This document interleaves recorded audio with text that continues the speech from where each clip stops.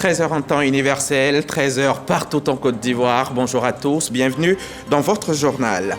Une quatrième vague de 150 ressortissants ivoiriens de Tunisie, dont 143 adultes et 7 enfants sur 500 présélectionnés pour un retour volontaire en Côte d'Ivoire est arrivée hier samedi par un vol d'Air Côte d'Ivoire. Ces Ivoiriens en situation de détresse en Tunisie ont été accueillis à leur descente d'avion par la ministre Kandia Camara. En juin prochain, une usine de transformation de noix de cajou sera prête à employer 3000 jeunes de la Bagoué. Bâtie sur une superficie de 10 hectares dans la commune de Boundiali, l'infrastructure va considérablement résorber le problème de chômage des jeunes dans la région. Le projet est porté par la députée maire de Boundiali. Et puis, nous allons y aller avec le ministre du Tourisme qui a présidé récemment la première session du Conseil national du tourisme qui évoque essentiellement la prochaine Coupe d'Afrique des Nations. Prochaine Coupe d'Afrique qui doit se tenir en Côte d'Ivoire en janvier 2023. Il s'agit de faire de ce rendez-vous sportif un moment de mise en valeur du tourisme ivoirien. On en parle dans une quinzaine de minutes. La bonne gouvernance. Du point de vue des droits de l'homme, elle fait avant tout référence au processus par lequel les institutions publiques conduisent des affaires publiques, gèrent des ressources publiques et garantissent la réalisation des droits de l'homme. Une bonne gouvernance repose sur des principes fondamentaux tels que responsabilité, transparence, état de droit. La lutte contre la corruption doit aller de pair avec le renforcement de l'état de droit et de la bonne gouvernance. La corruption est un phénomène qui engendre la pauvreté, entrave le développement et décourage l'investissement. Elle fragilise aussi les systèmes judiciaires et politiques qui devraient servir l'intérêt général. Aujourd'hui, nous allons parler de lutte contre la corruption et de bonne gouvernance. Nous allons surtout parler des performances de la Côte d'Ivoire en la matière parce qu'il y a bien performances et elles sont notables. Le ministre Epiphane Zorobalo est notre invité du dimanche. Bonjour, monsieur le ministre. Bonjour Hamza. Bienvenue sur notre plateau. Merci. Monsieur le ministre, on a eu tendance, par abus peut-être, à vous appeler Zorobalo Epiphane, alors que c'est bien Epiphane Zorobalo. À l'état civil, c'est Zoro Epiphane Balo. Mais vous savez, culturellement, je suis un bi, fils de Zoro, c'est ce que cela signifie. Donc, en fait, qu'on dise Zoro Epiphane Balo ou Zoro Bi Balo Epiphane, cela renvoie à la même réalité, j'allais dire, sociologique. Et donc, tout va bien, tout est accepté. Absolument. Merci, voilà qui est clair, une bonne fois pour toutes. Merci, monsieur le ministre, on se retrouve dans 30 minutes. Merci. Après les propos du président tunisien Kaïs Saïed contre l'immigration clandestine d'Africains subsahariens dans son pays, Abidjan a débloqué 1 milliard de francs CFA pour une opération spéciale de rapatriement promettant à chacun d'eux un pécule afin de faciliter leur réintégration. À ce jour, 4 vagues de migrants sont rentrés au Bercail. La toute dernière est arrivée hier samedi. Le témoignage de Laure Goretti. 150 Ivoiriens de la 4e vague en plein enregistrement.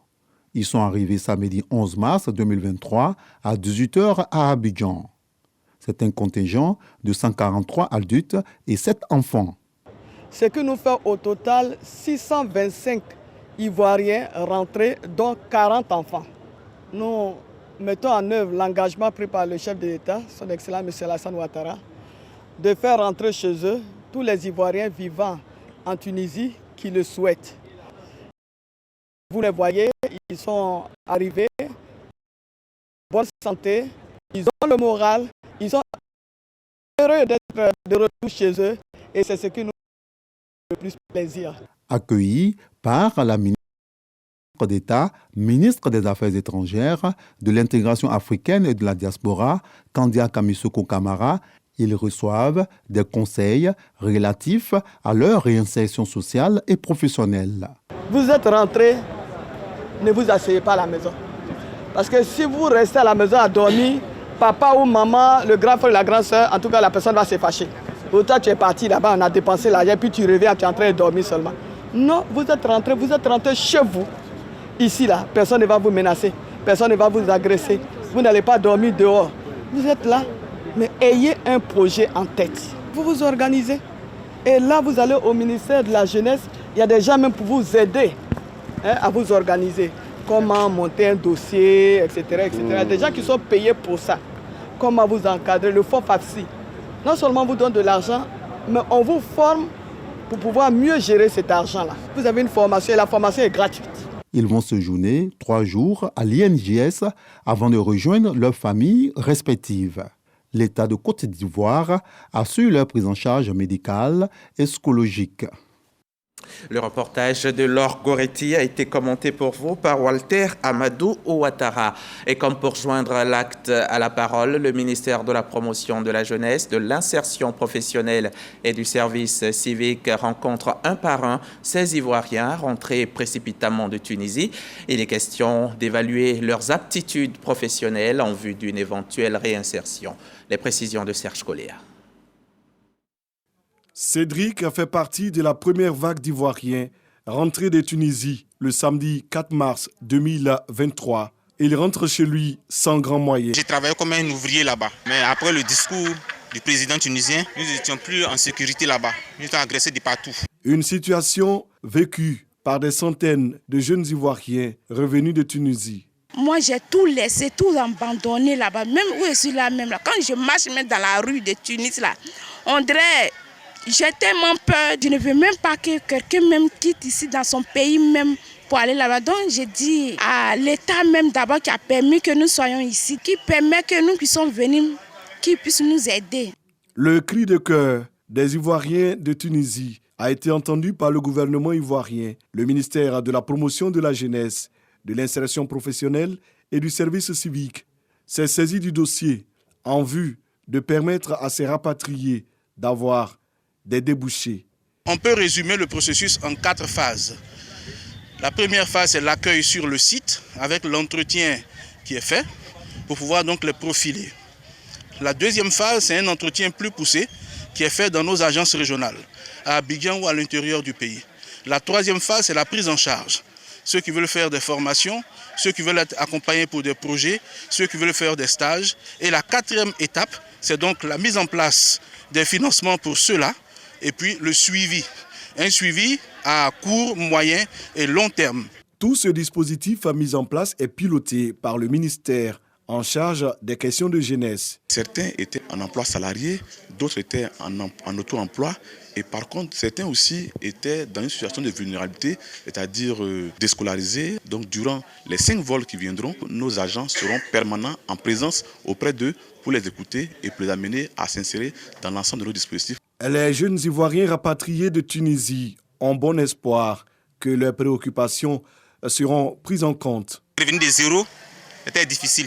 Donc on va étaler nos projets, voir comment ils pourront nous aider. Si c'est un salon de coiffure, si c'est un magasin, même si c'est élevage, tout ça là, je suis prêt à faire. Au total, ce sont un peu plus de 1000 Ivoiriens qui regagneront la Côte d'Ivoire par vagues successives. Le ministère de la Promotion de la Jeunesse, de l'Insertion professionnelle et du Service civique entend faciliter l'intégration de ces jeunes dans le tissu socio-économique. On en vient à cet exercice commun des armées ivoiriennes et américaines. Cela dans le cadre de l'anticipation des actions terroristes et de la préparation afin d'être davantage réactive. C'était hier samedi à Ababri, à l'Académie internationale de lutte contre le terrorisme de Jacquesville. L'exercice a consisté à se rapprocher des populations d'un village supposé abriter des terroristes. Piloté donc par des instructeurs américains, il avait pour objectif de renforcer les capacités des soldats des pays membres de l'Académie. Walter Amadou Ouattara. Jour de marché dans ce village de circonstances dans la commune de Jacquesville. Des militaires précèdent l'arrivée d'un leader. Les hommes en armes collectent des informations auprès de la population en vue de lucider le soupçon de présence de terroristes ici. Alors que rien ne présageait une situation de risque, les forces régulières tombent dans une embuscade à l'explosif sur le chemin du retour à leur base. Rapidement, elles s'organisent afin de donner une riposte adéquate à l'assaut ennemi. L'attaque fait des victimes, mais nous ne sommes pas autorisés à filmer cette dernière scène. Tenez-vous bien, c'est un exercice. Il est conduit par le commandement des opérations spéciales des États-Unis pour l'Afrique, SOCAF. L'unité a en charge le renforcement de la capacité de 1300 militaires des forces spéciales africaines à travers le Flintlock. La présente activité se déroule à l'Académie internationale de lutte contre le terrorisme, AILTC, à Jacquesville. Et justement, pour occuper ces jeunes et leur éviter de s'adonner aux actes terroristes, Boundiali aura bientôt son usine de transformation de noix de cajou. Ce sera dans quelques 3 à 4 mois. Une grande usine donc, bâtie sur une superficie de 10 hectares et qui va compter des milliers d'employés. Quel est à ce jour l'état d'avancement des travaux? La députée maire de Boundiali est allée voir et Ami Sissoko l'y a accompagnée. Maria Toukouni sur les chantiers de l'usine de transformation de noix de cajou de Boundiali. La députée maire est venue elle-même s'enquérir de l'état d'avancement des travaux de cette industrie agricole qui est présentée comme l'une des plus importantes en Afrique de l'Ouest. Sur le niveau des travaux d'installation, l'opérateur rassure. Les travaux de l'usine sont très avancés. Nous avons pratiquement fini la construction. Bientôt, nous entamons les installations et dans le mois de juin, l'usine sera opérationnelle. En juin 2023, donc, l'usine de transformation de noix de cajou va débuter ses activités. Bâtie sur une superficie de 10 hectares, elle va employer près de 3000 personnes et transformer des milliers de tonnes de cajou par an. Pour l'initiatrice du projet, c'est un moyen de lutte contre la pauvreté conformément à la vision du président de la République. Le président de la République est soucieux de l'autonomisation des femmes. Vous voyez que nous répondons à ce besoin à Boundiali. Et l'usine démarre à un moment où le président de la République nous dit 2023, année de la jeunesse. Qu'est-ce que la mairie de Boundiali pouvait faire de mieux pour la jeunesse que de lui donner cette usine avec ses emplois? Déjà aménagée sur 10 hectares, l'usine va s'étendre dans les années à venir. Les autorités coutumières entendent lui céder d'autres terres pour lui permettre d'accroître sa capacité opérationnelle pour le bonheur des populations de la région de la Bagoué. Encore un autre projet pour le bonheur des jeunes de Côte d'Ivoire. Le FONSTI vient de présenter les résultats de recherche du projet d'optimisation de la production du riz dans le périmètre risicole de Nanan à Yamoussoukro. Le FONSTI, c'est le Fonds pour la science, la technologie et l'innovation. Le projet a été financé à hauteur de 12 millions de francs CFA pour développer les techniques innovantes d'irrigation des parcelles rizicoles à travers l'utilisation du drone. Frédéric Oulaï, Didier Nguessan, Michel Kwame. Voici le périmètre risicole situé à Nanan, sous-préfecture de Yamoussoukro. Ici est expérimenté le projet d'optimisation de la production risicole. Ce projet consiste à développer des techniques innovantes d'irrigation des parcelles rizicoles à travers l'usage du drone. Les résultats de ce projet sont édifiants pour les riziculteurs de la localité. Par le passé, il n'y avait pas de gestion efficiente de l'eau. Mais aujourd'hui, avec ce projet, nous avons changé de comportement. Nous avons changé d'habitude. Le projet nous a appris comment restaurer le sol et ça nous a permis d'accroître nos rendements. Cette étude entend apporter des alternatives à la problématique de la pénurie d'eau, de la dégradation des sols et au climat.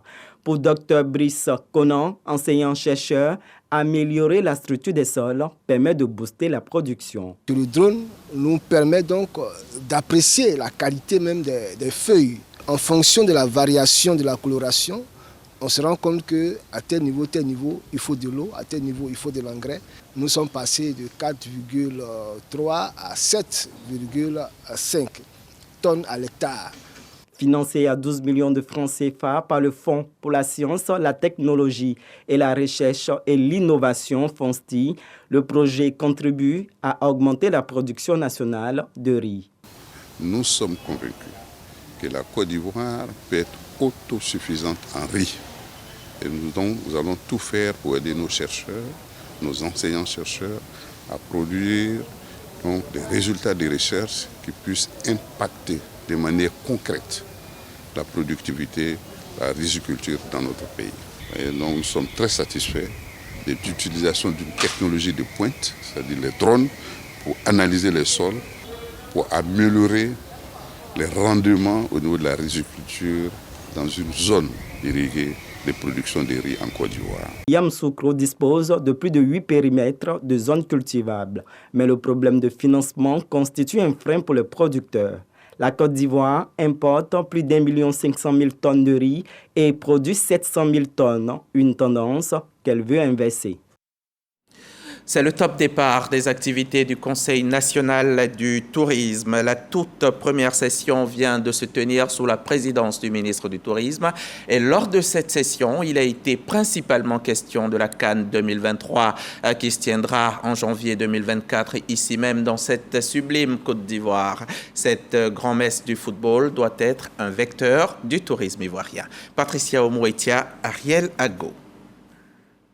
Cette première session du Conseil national du tourisme vise à fédérer les efforts de toutes les fêtières du secteur dans l'organisation des structures hôtelières et d'hébergement pour accueillir les acteurs ayant lien avec cet événement sportif de la Coupe d'Afrique des Nations de football.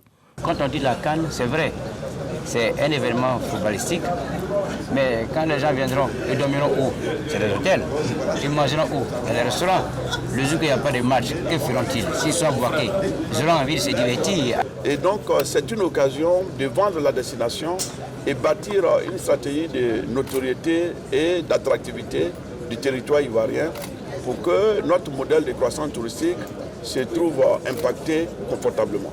Cette session a également permis aux acteurs du secteur de s'engager véritablement dans les préparatifs de cet événement sportif afin de contribuer à la réussite de ce projet organisé par notre pays dans les secteurs de l'hôtellerie, la restauration, l'hébergement, les loisirs et l'animation. Et parlant de Coupe d'Afrique, s'il n'y avait déjà plus de doute, cette fois, il est totalement levé. Le Sénégal est la nation forte du continent africain.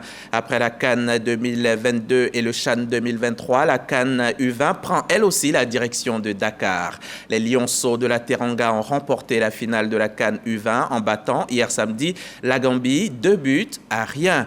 C'est le premier titre du Sénégal dans la compétition. Sénégal qui conclut en beauté un tournoi parfait qu'il a vu gagner toutes ses rencontres sans encaisser le moindre but. Les poulains de Malik Daf mettent fin à la malédiction après 3 échecs en finale lors des 4 dernières éditions de la CAN U20.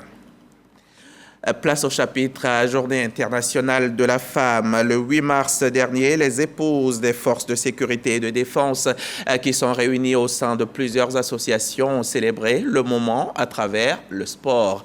C'était à l'École nationale de police d'Abidjan en présence de l'épouse du ministre de l'Intérieur et de la Sécurité. Le reportage de nos confrères de RTI Sport. Elles étaient une centaine de femmes issues de plusieurs associations des épouses des forces de défense et de sécurité. Sous le regard maternel de la marraine, Amiva Gondo, épouse du ministre de l'Intérieur et de la Sécurité, les femmes ont marqué leurs droits autour du sport. C'est en se rassemblant qu'on a la force. Donc je leur demande l'entente, la cohésion sociale. Après les phases éliminatoires qui ont regroupé 5 équipes le 8 mars dernier, la finale s'est soldée par la victoire des épouses des agents des eaux et forêts en vert face aux épouses des agents pénitentiaires sur un score de 1-0. Quand on parle de droits de la femme, c'est une affaire de tout le monde. Ce n'est pas seulement celles qui travaillent, c'est tout le monde, celles qui sont à la maison. Nous avons tous besoin de manifester. C'est cette journée pour réclamer les droits qui nous sont dus. Donc c'est une joie pour moi de participer à ce tournoi et surtout de remporter le trophée. Avec une belle mobilisation pour cette première édition, Madame Kamara Pierrette, présidente de l'association des épouses des policiers de Côte d'Ivoire, initiatrice de l'événement, a exhorté les femmes des forces de défense et de sécurité à plus d'abnégation dans toutes leurs entreprises. Notre place est réelle dans cette société. Donc nous devons nous lever, main dans la main pour travailler. Les hommes ont besoin de nous. La cérémonie a été couronnée par des remises de dons aux personnalités présentes et aux femmes des différentes associations.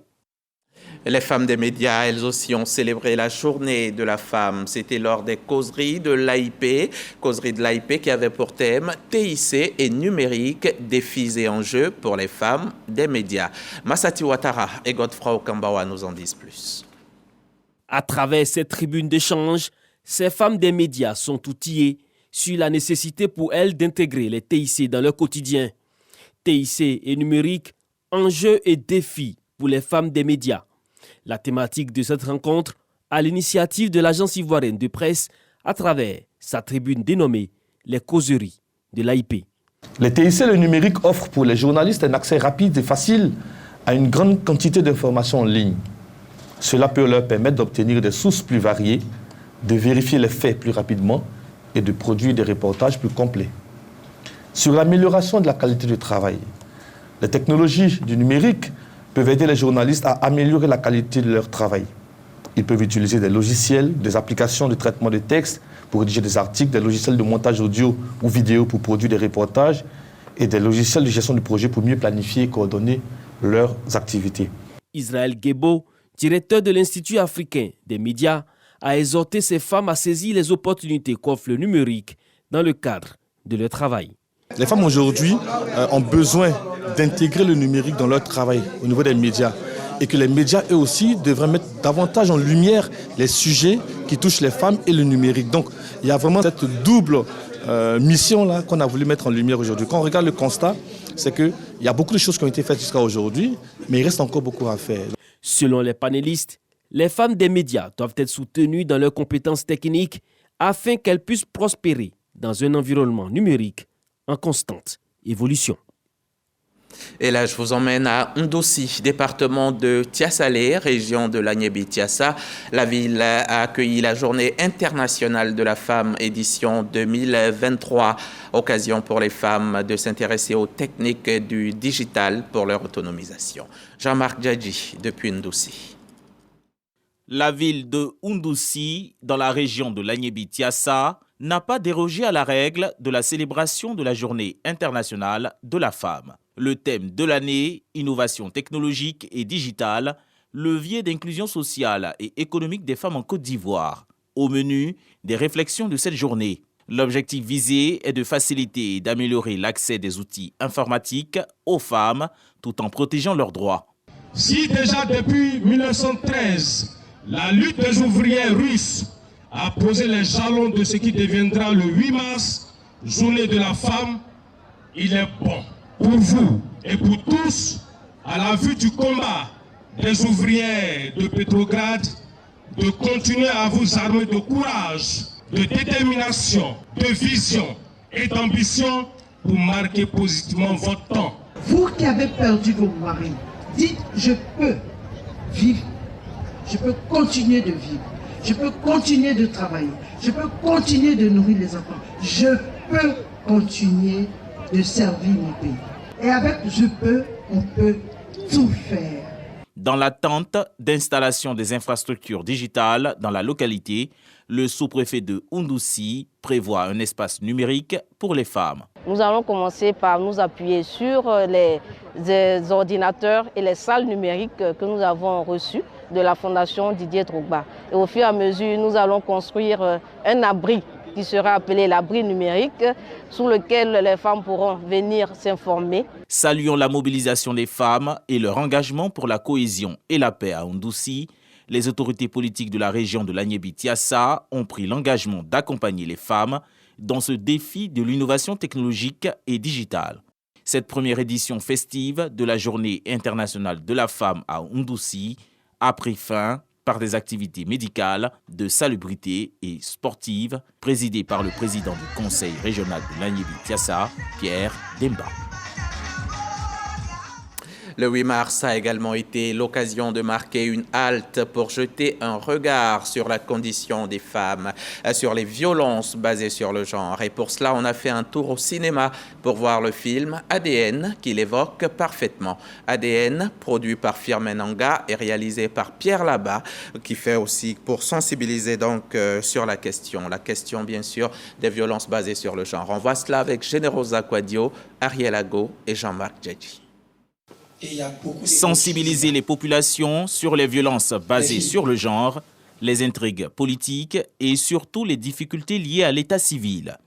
C'est le pari réussi par le producteur Firmin Nda à travers sa fiction intitulée ADN, attestation d'identité nationale. Un long métrage de 80 minutes qui relate l'histoire rocambolesque de Dieudonné, un personnage politique atypique. Pour l'avant-première de ce film, De nombreux cinéphiles et acteurs ont fait le déplacement. Ce film mérite d'être diffusé largement parce que ça touche un problème, plusieurs problèmes qui concernent notre société, la société ivoirienne et la société africaine. J'ai été agréablement surprise par la manière et la délicatesse avec laquelle ça a été traité. Lorsqu'on parle de viol, on parle de folie, mais le cinéaste, le metteur en scène a su se contenir. La fiction ADN, réalisée par Pierre Labat, s'inspire de faits réels pour le changement de mentalité. 80% des enfants qui sont violés ont moins de 18 ans. Donc c'est des enfants qui sont inconscients d'abord, en plus une attardée mentale. Donc c'est pour choquer un peu la population, pour pouvoir vraiment bouter le viol dans tous ses sens et aussi aider l'État à pouvoir faire les actes de naissance des enfants. Parce qu'aujourd'hui en Afrique, ici, tous les enfants qui naissent sans père, c'est le grand-père qui donne son nom à l'enfant. Et vous voyez les impacts. Divulguer des messages sur les violences basées sur le genre et l'apatridie sont entre autres les objectifs de lutte et s'inscrivent dans le cadre des missions du Conseil national des droits de l'homme en Côte d'Ivoire. La projection du film ADN est l'occasion pour l'équipe de production, dirigée par Firmin Nanga, de faire un plaidoyer pour une plus large promotion et diffusion de leur œuvre cinématographique. L'actualité internationale nous conduit en Afrique du Sud. C'est en bref et en images. Après enquête, le défenseur public estime que le président sud-africain Cyril Ramaphosa n'a pas commis d'abus dans l'affaire Palapala. Près de 600 000 $ à l'origine suspecte avaient été découverts dans l'une de ses fermes à bétail après un cambriolage en 2020. Les méthodes employées pour récupérer l'argent et la légalité de cette somme font l'objet de plusieurs enquêtes. Dans l'attente, la décision du défenseur public est un soulagement pour le président qui avait failli démissionner en décembre 2022 après la publication d'un rapport d'enquête défavorable. Le président n'est pas totalement tiré d'affaire puisque d'autres questions sont en suspens. Et c'est l'heure du magazine du dimanche, magazine que j'ai toujours grand plaisir à vous présenter et je vous sais chaque jour plus nombreux à le suivre. Notre invité nous a rejoint en plateau. Bienvenue encore à vous, Monsieur le ministre. On va suivre cet élément en vidéo, un petit élément qui nous est proposé par Jean-Louis Gbangbo. Ensuite, on revient pour parler bonne gouvernance. 519 cas de corruption et d'infractions assimilés pour la seule année 2022. Avec 132 dénonciations, le secteur de la sécurité et de la défense enregistre le plus grand nombre de cas. C'est l'un des principaux enseignements du bilan que vient de dresser le ministère de la Promotion de la bonne gouvernance et de la lutte contre la corruption, après la mise en œuvre de son plan stratégique en avril 2021. Le bilan 2022, qui a été fait sous forme de grand oral devant les médias, a permis au ministre de revenir sur les acquis de la lutte contre la corruption en Côte d'Ivoire. Epiphane Zoro a tout de même insisté sur la nécessité de redoubler d'efforts pour faire échec à ceux qui, tapis dans l'ombre, réfléchissent à d'autres stratégies de contournement pour détruire l'économie ivoirienne. Le préjudice financier occasionné par les actes de corruption et les infractions assimilées dénoncées ayant été estimé à plus de 175 milliards de francs CFA de janvier à décembre 2022. Les médias étant considérés comme une source de détection essentielle dans les affaires de corruption, le ministère a mis sur pied et formé, en collaboration avec la coopération allemande, une plateforme de journalistes d'investigation. Le journalisme d'investigation joue donc un rôle essentiel dans le renforcement de la responsabilité vis-à-vis de l'intérêt général. Il peut exposer la corruption et les flux financiers illicites, déclencher des enquêtes criminelles et même des réformes législatives. Cette rencontre a ainsi été l'occasion pour le ministère de lancer le prix de la meilleure production journalistique en matière de promotion de la bonne gouvernance et de lutte contre la corruption. Merci à vous, Jean-Louis Gbangbo et Fernand Conan. Monsieur le ministre, vous êtes ministre de la promotion de la bonne gouvernance et de la lutte contre la corruption. Bonne gouvernance, lutte contre la corruption, c'est quoi la nuance, monsieur le ministre? Merci. La bonne gouvernance doit être prise dans sa globalité. La bonne gouvernance constitue un droit fondamental des citoyens, le droit de bénéficier de l'État des conditions de vie nécessaires, des conditions de vie des conditions de vie dont les différentes législations, les traités internationaux, la Constitution leur donnent droit. Il s'agit du droit à un environnement sain, du droit à un habitat, du droit au travail. Donc lorsqu'un État réalise l'ensemble de ces droits au profit de ces populations, au profit des citoyens, on parle de bonne gouvernance. Maintenant, l'indicateur de la malgouvernance, c'est la corruption. Donc, disons, lutter contre la corruption, c'est renforcer la bonne gouvernance. Donc, il y a un lien fonctionnel entre la question de la bonne gouvernance et la question de la lutte contre la corruption. La lutte contre la corruption est une condition nécessaire de réalisation de la bonne gouvernance. De la bonne gouvernance. Et quel état des lieux vous faites, monsieur le ministre, de la corruption dans ce pays, Côte d'Ivoire? Bon, déjà au niveau général, au niveau africain, pour dire que la question de la corruption est une question continentale, est une question mondiale. Les chiffres que nous avons, c'est que la corruption fait perdre chaque année aux États à travers le monde, fait perdre chaque année près de 4 à 5% du produit intérieur brut de nos États. Ramené à la Côte d'Ivoire, c'est près de 1500 milliards de francs CFA qui sont perdus chaque année du fait de la corruption. Ils vont où ces 1500 milliards? Lorsqu'on dit que ces 1500 milliards sont perdus chaque année, ce sont des deniers publics, ce sont des ressources publiques qui devraient aller au bien-être des populations, justement pour réaliser les impératifs de la bonne gouvernance, pour réaliser les attentes légitimes des populations. Mais l'ensemble de ces montants-là vont dans les poches privées, profitent à des individus, profitent à des intérêts particuliers plutôt que de profiter. Quels individus spécialement, monsieur le ministre? Nos gouvernants, vous voulez dire? Tout le monde est concerné. Nous allons certainement le voir tout à l'heure lorsqu'on parle de lutter contre la corruption. Tous les pans de la société sont concernés. Les acteurs publics sont concernés. Les opérateurs privés, les opérateurs économiques privés sont concernés. Les sociétés civiles, les coopératives, nos chefs traditionnels, nos jeunes, tout le monde est concerné par la question de la corruption. Tout le monde est corrompu. Oui, absolument. La corruption, c'est des deux côtés. Corruption, corrupteur, c'est de tous les côtés. Lorsqu'on parle de renforcer le dispositif institutionnel public pour lutter contre la corruption, bien entendu, le public est en interaction avec les entreprises privées, le public est en interaction avec les citoyens. Donc, c'est une question qui concerne tout le monde, absolument tout le monde. Tout le monde a sa part de responsabilité dans la corruption et donc a sa part de responsabilité dans la lutte contre la corruption. Et selon le rapport 2022, justement, de l'ONG Transparency International, paru il y a 2 mois, c'était en janvier dernier, notre pays s'est classé 99e sur 180 avec un score de 37 sur 100. Ah oui, c'est une performance énorme. Pour vous dire d'où nous venons, il faut déjà voir d'où la Côte d'Ivoire vient en termes de renforcement de son dispositif d'intégrité. En 2013, nous étions 152e sur 180, avec 27 sur 100 au niveau de l'indice de perception de la corruption en 2013. Depuis 2013, des institutions ont été mises en place. Notamment votre ministère. Oui, non, notre ministère, il est tout récent. C'est 2021 que le ministère a été mis en place pour booster les initiatives précédemment amorcées par le gouvernement. Mais déjà, en 2013, nous avons la ratification de la Convention des Nations Unies relative à la lutte et à la prévention de la corruption. Il y a également la Convention de l'Union africaine. En 2013, toujours, la Haute Autorité pour la bonne gouvernance a été mise en place, pour ne citer que ces réformes institutionnelles et juridiques qui ont été mises en place en 2013, parce que le président de la République avait pris la pleine mesure de la délicatesse, de la gravité de la question de la corruption pour notre économie, pour nos populations.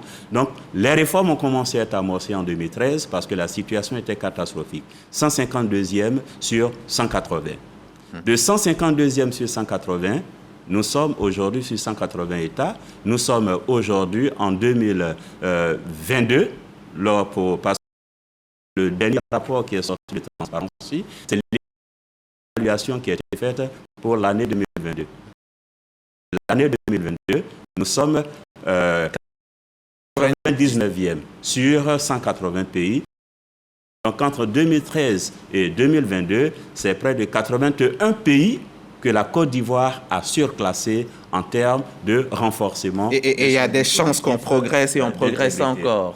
C'est l'objectif et c'est la mission qui a été assignée au ministère et à l'ensemble des institutions qui interviennent dans la lutte contre la corruption. C'est la mission qui a été assignée par le président de la République et par le Premier ministre, chef du gouvernement, de faire en sorte que pour les 5 prochaines années, la Côte d'Ivoire puisse être dans le top des 50.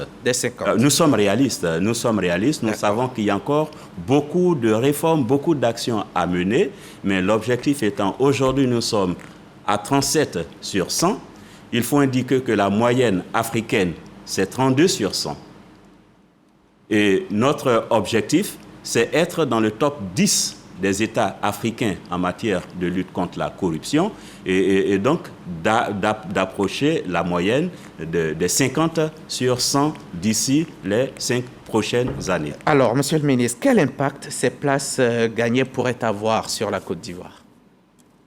Ah oui, il ne s'agit pas simplement de chiffres, parce que vous savez, lorsque l'IPC sort, lorsque Transparency International, qui est une coalition d'ONG, une coalition des organisations de la société civile, publie ses rapports et évalue les États, c'est plusieurs sources qui sont examinées.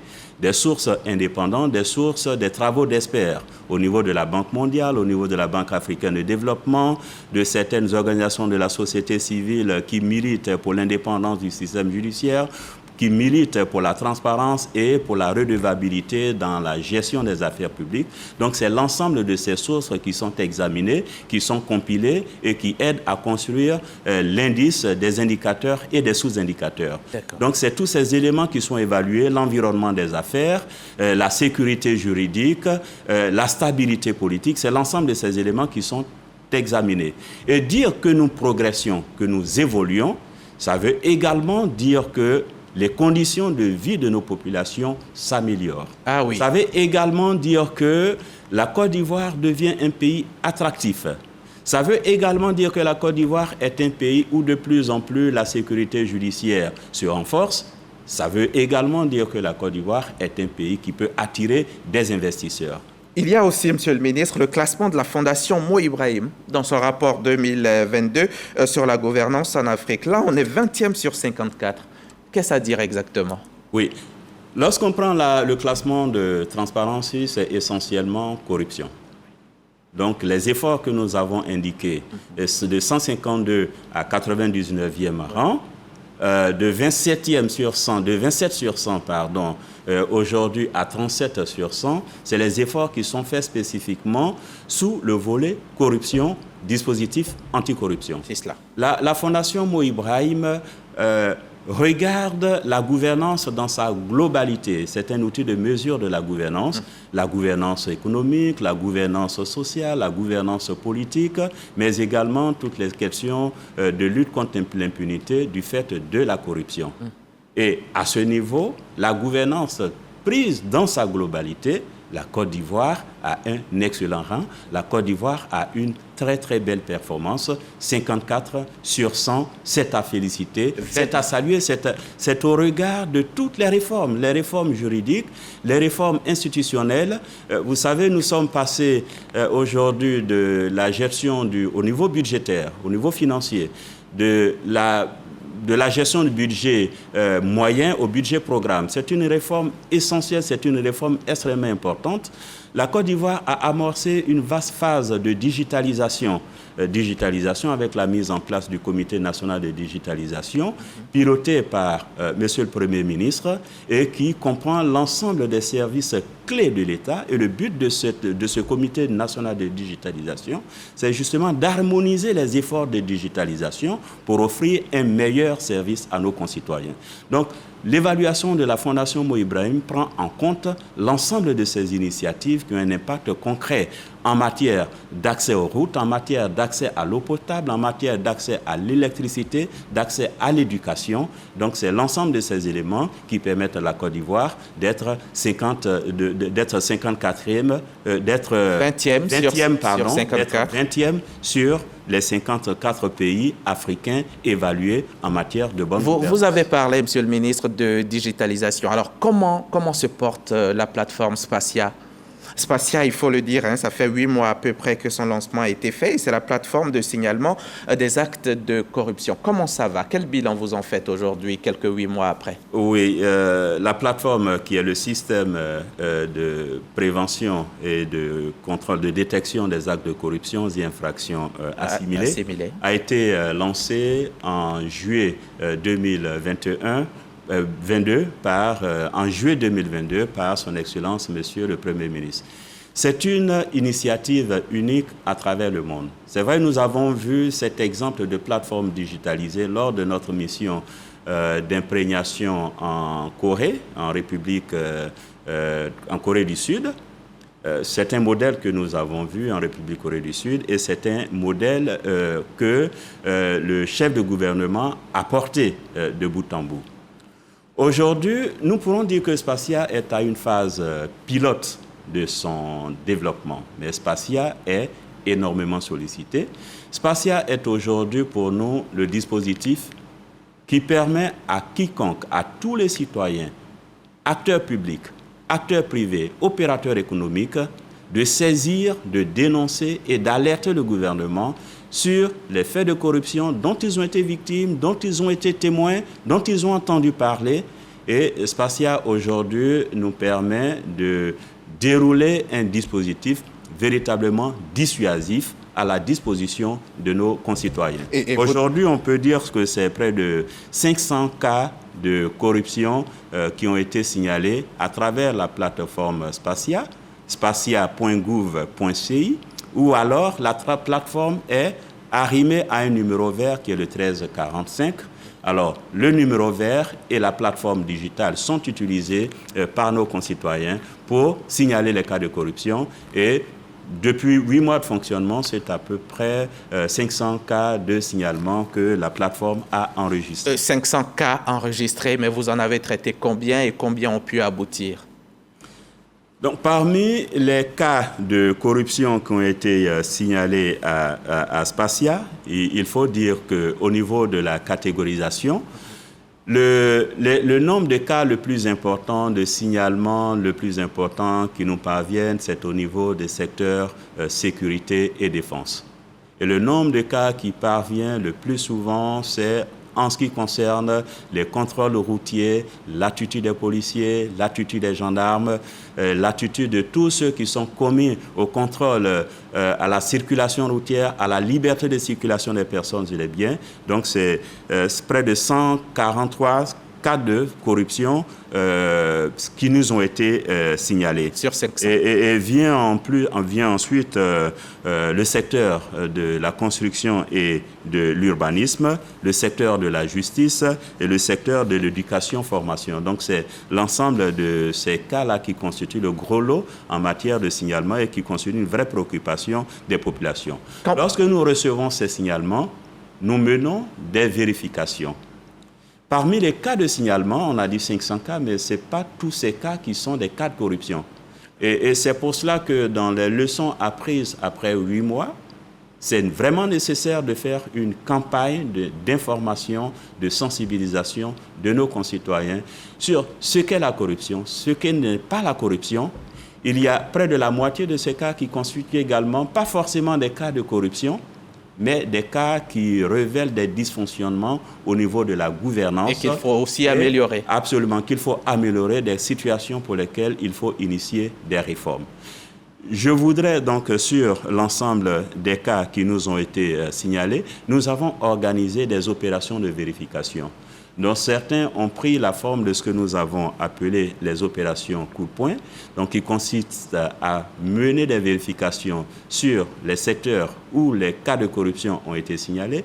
Nous avons mené des cas de corruption, de vérification dans le secteur de la santé, nous avons mené des vérifications dans le secteur de la défense et de la sécurité, et ces vérifications ont abouti à des prises de mesures.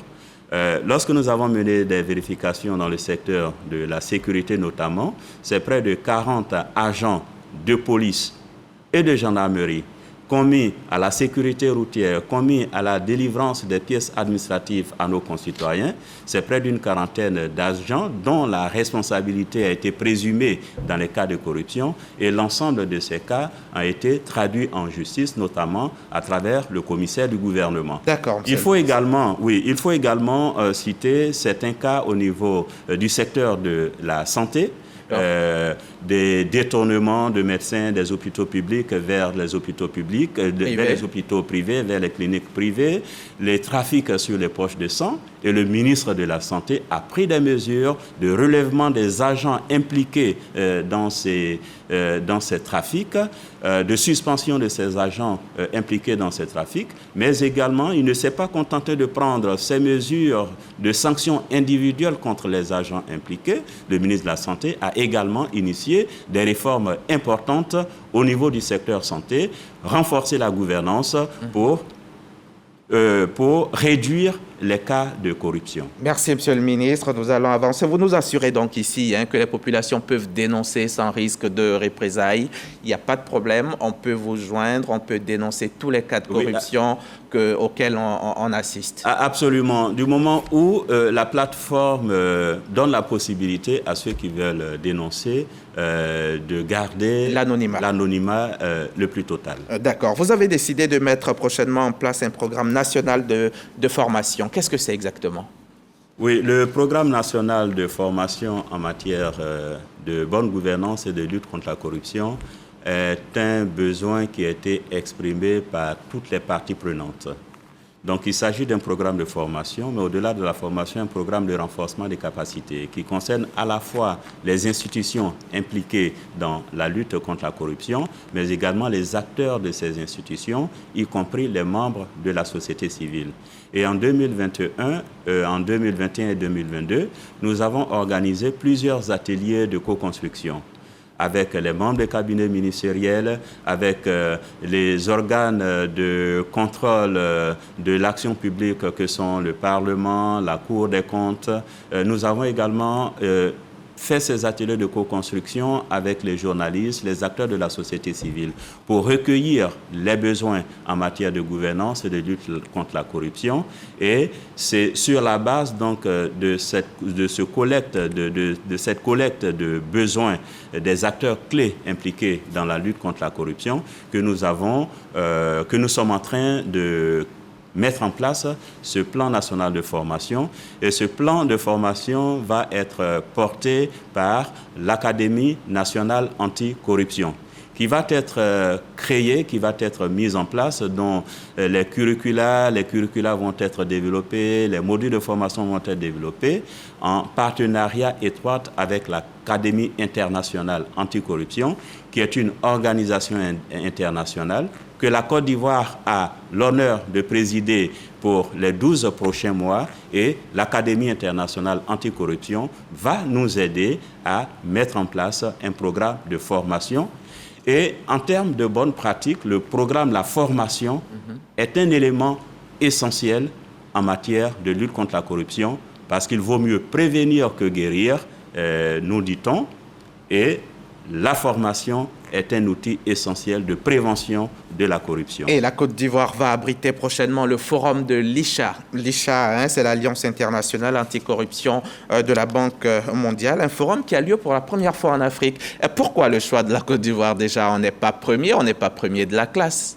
Oui, la Côte d'Ivoire n'est certes pas premier de la classe, mais la Côte d'Ivoire fait partie des 10 premiers pays africains à avoir engagé des réformes significatives ces 10 dernières années. La Côte d'Ivoire fait partie des 10-15 bons élèves en matière de lutte contre la corruption. Et la Banque mondiale, c'est un signal fort que la Banque mondiale donne. C'est un encouragement que la Banque mondiale apporte à la Côte d'Ivoire, encouragement à tous ses efforts, encouragement à faire davantage.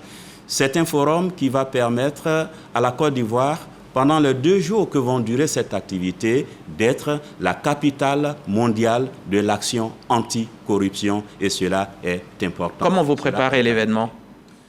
Un comité a été mis en place, un comité qui comprend la partie nationale et la Banque mondiale, un comité qui intègre l'ensemble des ministères impliqués dans les questions de gouvernance et de lutte contre la corruption, y compris des autorités indépendantes comme la Haute Autorité pour la bonne gouvernance, la Cellule nationale de traitement des informations financières, mais également l'Inspection générale d'État. Donc c'est l'ensemble des acteurs de l'écosystème qui font partie de ce comité d'organisation. À cette occasion, plusieurs thématiques seront examinées. La question des flux financiers illicites, la question de la lutte contre le terrorisme, la question des blanchiments de capitaux, la question de la répression des actes de corruption, les questions de modernisation et de digitalisation. C'est l'ensemble de ces questions qui vont être développées à l'occasion de ce forum de la Banque mondiale, ce forum que la Banque mondiale organise ici en Afrique pour la première fois. En Côte d'Ivoire. Et je suppose que les retombées de ce forum ICHA seront énormes, bien entendu, pour la Côte d'Ivoire. Monsieur le ministre, depuis quelque temps, il y a quelque temps, on a entendu parler de cas de corruption dans quelques structures d'État ici en Côte d'Ivoire. Qu'en est-il réellement et où nous en sommes? Il y a eu, oui, c'est depuis 2021, le président de la République, en créant le ministère de la bonne gouvernance et de la lutte contre la corruption, a décidé de donner un signal fort, un signal supplémentaire de la volonté politique.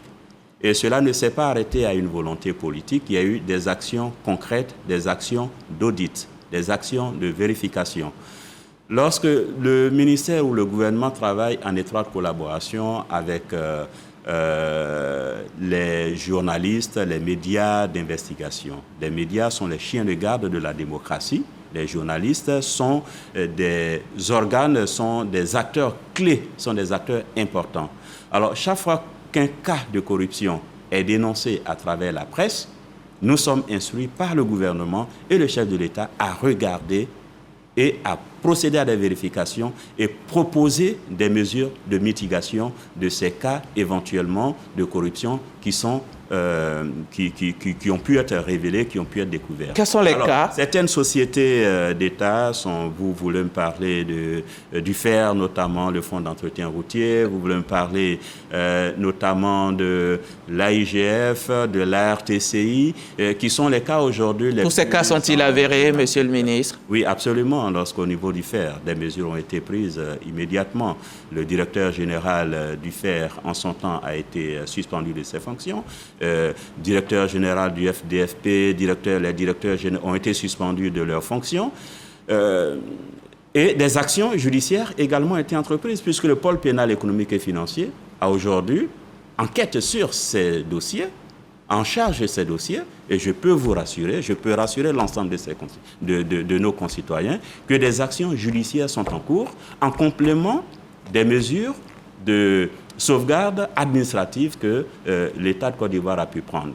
Et vous noterez avec moi que tout récemment, en 2022, une agence de recouvrement des avoirs illicites a été mise en place, justement pour permettre faire en sorte que les biens qui ont été injustement spoliés, la population qui a été injustement spoliée de ces biens, des deniers publics qui ont pu être investis dans des avoirs qui ont pu être investis dans l'immobilier ou dans quoi que ce soit, qu'un organe dédié, une entité dédiée soit mise en place pour récupérer ces biens et les mettre à nouveau à disposition de l'intérêt général. Merci, monsieur le ministre. Le temps qui nous imparti est largement dépassé. Nous allons devoir donc nous arrêter là, bien que nous ayons beaucoup de choses à dire. Est-ce vous avez l'impression que le vol de deniers publics est devenu une norme dans ce pays? Ah non, on ne peut pas dire que c'est devenu une norme. Vous n'en avez pas l'impression? Non, on ne peut pas dire que c'est devenu une norme.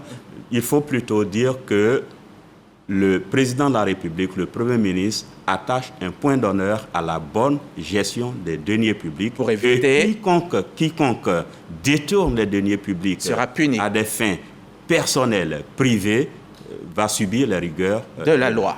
Merci, Monsieur le ministre Epiphane Zorobalo, ministre de la promotion de la bonne gouvernance et de la lutte contre la corruption. Je rappelle que vous êtes venu nous apporter des éclairages sur les performances de la Côte d'Ivoire en matière de bonne gouvernance. Merci encore d'avoir accepté notre invitation. Bon retour chez vous, bonne continuation et surtout revenez nous voir quand vous le voulez. Merci à vous aussi, chers téléspectateurs. Merci de votre confiance. Je reviens mercredi.